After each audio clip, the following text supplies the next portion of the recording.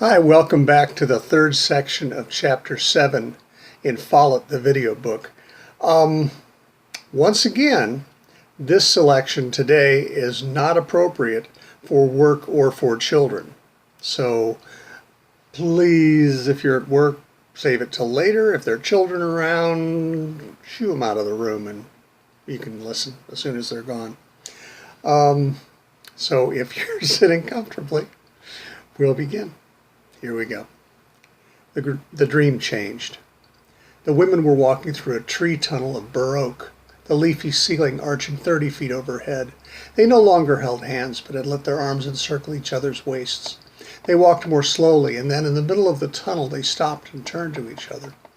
Belle lifted her arms and grasped the t-shirt, pulling it off over her head. She tossed the shirt away, and Judy moved into her embrace. Judy encircled Belle's waist with her arms, and Belle put her arms around Judy's shoulders. They moved their heads, Judy tilted to her right and Belle to her left. Their mouths opened slightly and moved closer. They held themselves apart from their kiss, each looking into the depths of each other's eyes. Then both women closed their eyes as their lips touched. A kiss as soft as breath, as brief as a heartbeat. Judy gasped.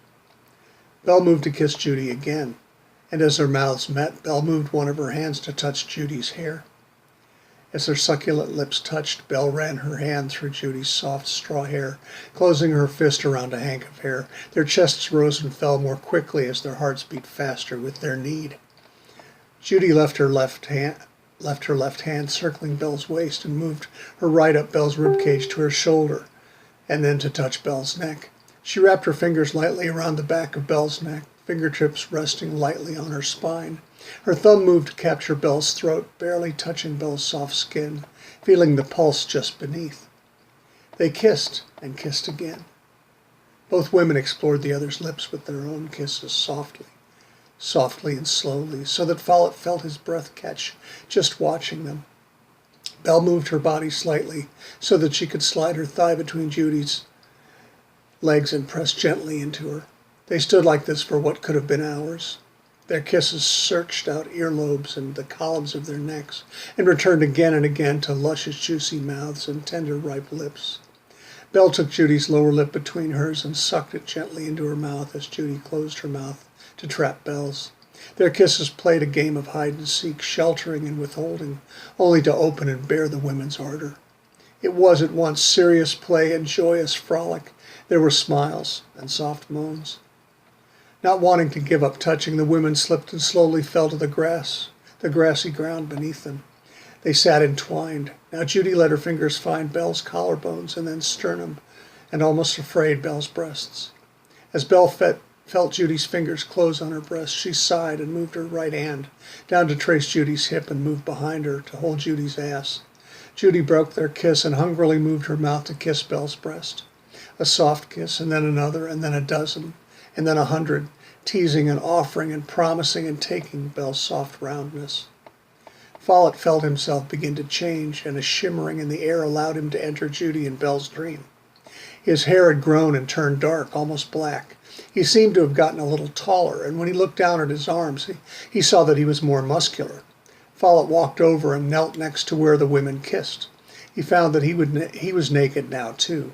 He eased over to lay on his side, one elbow propping himself up, watching the women and waiting. Judy had moved her kisses to Belle's shoulder and happened to catch sight of Follet out of the corner of her eye. "Belle, I've brought us a gift." Belle opened her eyes, looked Follet up and down, and positively beamed. She moved toward Follet while Judy continued to kiss her shoulder and now her back, and touched his cheek. "Kiss me," she told him. As Follet moved closer to kiss Belle, he felt Judy's hand touch his ear. She let her fingers trace the whorls of his ear until they found his earlobe, softly caressing him there. Judy's soft lips continued to brush the skin of Belle's upper back, and Belle let her hand drop and moved back to touch Judy's thigh, petting her, fingers barely touching her. Follet glanced briefly into Judy's sweet blue eyes before turning to Belle, keeping his eyes open as his mouth found Belle's kiss. He touched her lips with his closed mouth, and felt her lips open for him, inviting him into her warm moistness. His lips opened, and she cautiously pushed her tongue into him. He let his tongue fleetingly touch hers and retreat, asking her to follow. Follet adjusted his position so that he lay on his back, with Belle laying across him, and Judy moving so that she could touch them both. Judy lifted and brought her face close to Follet's and kissed him. He felt electric.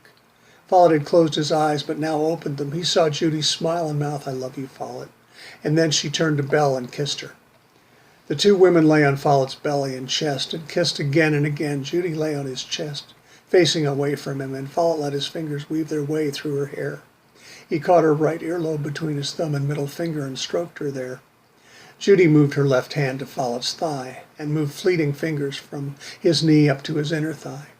As her hand reached his crotch, she rotated her palm to cup his scrotum and carefully squeeze him, her fingers finding his balls and tracing their soft, tender outlines. Belle held Judy's face between her palms. She kissed Judy's forehead, eyebrows, eyelids, and moved to nuzzle her nose and place her lips on Judy's cheek. Belle moved her mouth lower to softly lick and kiss and suckle on Judy's neck. Follet was getting hard. Judy growled a low, happy groan and broke away from Belle's kisses to move back to Follet to kiss him again. Belle watched them kiss and then looked down, Follet's body seeing his erection and Judy's hand cradling his balls. Belle moved to kiss Follet's belly, sticking her tongue into his navel and softly sucking on the soft skin just above his pubic hair. She pulled her head up from his skin and reached for his cock, wrapping the fingers of her right hand around its shaft, squeezing a little and making the bulbous head turn a little redder. She moved her tongue and jaws as if she were chewing, filling her mouth with saliva, and let a long string of spit flow out of her mouth onto the head of his dick. Her saliva ran down his hard cock in rivulets until the moisture covers Judy's hand. Belle lowered her lips to lay down feathery kisses on Follet's slightly pulsing member. She licked her lips and opened them wide enough to admit his cock within her succulent portal. When she had taken about half of the head of his dick into her mouth, she closed her lips around him as softly as the sun shining on his skin. Held like that in her mouth, Follet felt her tongue lap the tip of his cock like it was a mellow gelato on a torrid summer's day. Judy broke their kiss tenderly and then returned for a quick smack on his lips. She then kissed the tip of her index finger and put it to Follet's lips and said with a grin, "I've got something for you and me." She pulled up from him and straightened herself, stretching her arms out above her. Follet was mesmerized by the sight of her full breasts rising and settling with her stretch. "Stay right there," she told him. With Belle seemingly determined to learn the shape and sight and smell and taste of Follet's cock through sucking and kissing and licking, Follet wasn't going anywhere. "Lay your head back on the ground," Judy ordered. Follet put his head back on the grass and closed his eyes, concentrating on the wonderful sensations Belle's mouth was sending through him. Her laving tongue and hungry mouth took every inch of his cock and balls, and then he felt her move her mouth to lick at his sack and gently suck his balls into her warm wetness. She moved her tongue over her scrotum, licking and probing and exploring. Follet closed his eyes and saw galaxies being born. He felt a hand pressed down on his chest, and he opened his eyes to see that Judy had straddled his head, facing Belle. Judy whispered, "Kiss me, Belle girl." Belle took her mouth from Follet and turned to look at Judy, and then she turned to face Judy and threw a leg over Follet's hips. Belle leaned toward Judy, and Judy leaned in to kiss her. Judy had to arch her back, leaning forward to reach Belle, and Judy's full breasts fell forward, her hard nipples almost touching Belle's. Again, their kiss was as delicate as a bee's wing, like a breath of wind. Follet reached down to take his cock in his hand. He maneuvered it from the front of her cleft, lightly, taking the exquisite care to gentle that furrow to accept him. He slid the tip of his cock back, barely touching those delightful lips, feeling them part as his hardness slid past. He moved himself past her vagina to softly touch and massage her perineum with the softer head of his cock. Belle moved her hips, her touch asking him to fill her, but Follet moved his cock forward again, coating the tip with the juices that now flowed from her. She softly moaned, and Follet could hear Judy kiss her again. Follet moved his cock back so that Belle could lower her hips to take him in. As he felt her part for him, he opened his eyes to see Judy's pussy just out of reach. He raised his head to kiss the top of her left thigh, and then her right.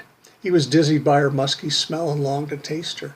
He raised his head a little more and nuzzled her labia with his nose, then tilting his head back to stick out his tongue to lap at her wetness. He remembered the women kissing and used his lips and tongue on Judy's pussy the same way, softly, gently, slowly. Even though Belle had begun begun to push his shaft deeper and deeper into her. Follet concentrated on kissing Judy's pussy. And then he lost himself in that kiss.